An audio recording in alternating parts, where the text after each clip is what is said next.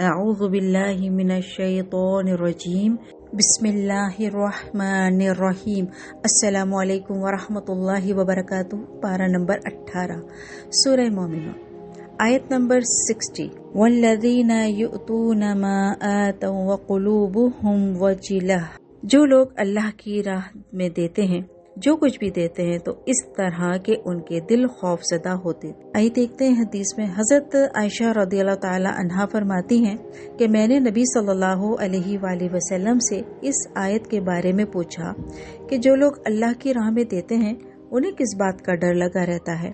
کیا وہ شراب پیتے ہیں یا چوری کرتے ہیں؟ نبی صلی اللہ علیہ وآلہ وسلم نے فرمایا، صدیق کی بیٹی، یہ بات نہیں، بلکہ وہ لوگ روزہ رکھتے ہیں، نماز پڑھتے ہیں، صدقہ دیتے ہیں، اور اس کے باوجود وہ ڈرتے ہیں کہ شاید ان کا عمل قبول نہ ہو۔ یہی لوگ ہیں جو نیکیوں پر لپکتے ہیں اور آگے بڑھ جاتے ہیں اور آگے نکل جاتے ہیں۔ ترمذی کی روایت۔ سورہ نور، آیت نمبر 2۔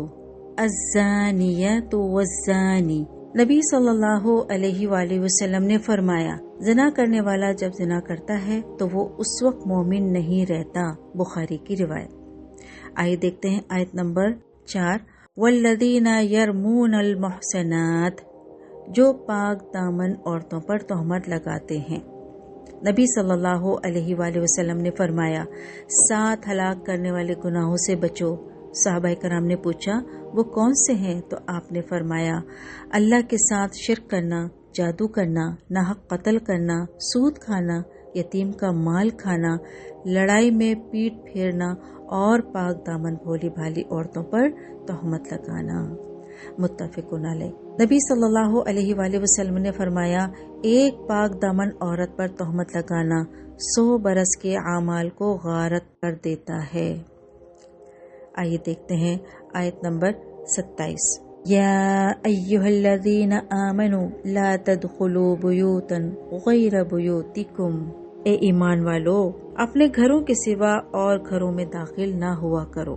حدیث میں اجازت حاصل کرنے کا یہ طریقہ بتایا گیا ہے کہ بیرونی دروازے کے دائیں یا بائیں جانب کھڑا ہوا جائے تاکہ جب صاحب خانہ یا کوئی اور دروازہ کھولے تو اجازت ملنے سے پہلے ہی کہیں نظر اندر نہ چلی جائے۔ پھر آپ نے فرمایا، جب نگاہ اندر چلی گئی تو اجازت کا مقصد ہی فوت ہو گیا۔ ابو داؤد کی روایت۔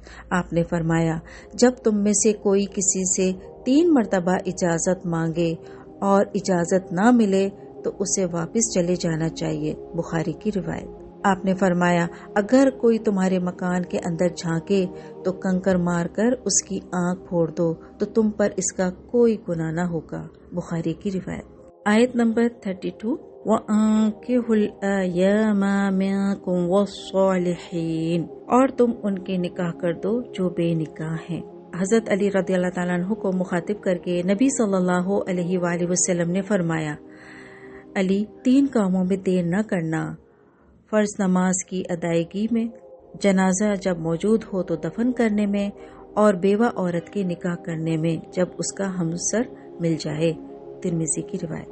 حضرت عبداللہ بن مسعود رضی اللہ تعالیٰ عنہ روایت کرتے ہیں کہ نبی صلی اللہ علیہ وآلہ وسلم نے فرمایا، اے نوجوانوں، تم میں سے جو خانہ آبادی کے استطاعت رکھتا ہو اسے چاہیے کہ نکاح کر لے۔ نکاح نگاہ نیچی رکھنے اور شرمگاہ کی حفاظت کے لیے خوب ہے، اور جو استطاعت نہ رکھے وہ روزے رکھا کرے۔ بخاری کی روایت۔ آج کی آیت اور حدیث میں ہم نے دیکھا، فخر نہیں کرنا، تکبر نہیں کرنا، بلکہ ڈرتے ہوئے ہمیں اور نیکیاں کرتے چلے جانا ہے اور ان کے قبول ہونے کی بھی دعا کرنی ہے۔ 7 ہلاک کر دینے والے عمل سے بچنا ہے، گھروں میں داخلے کے آداب بتائے گئے اس پر عمل کرنا ہے، اور آخری میں جلدی جو 3 عمل ہے اس پہ عمل کرنا ہے۔ نماز اول وقت میں پڑھنا ہے، اور جو بیوہ عورتیں ہیں ان کے نکاح کو معیوب نہیں سمجھنا بلکہ ان کے نکاح کرنے میں جلدی کرنا چاہیے۔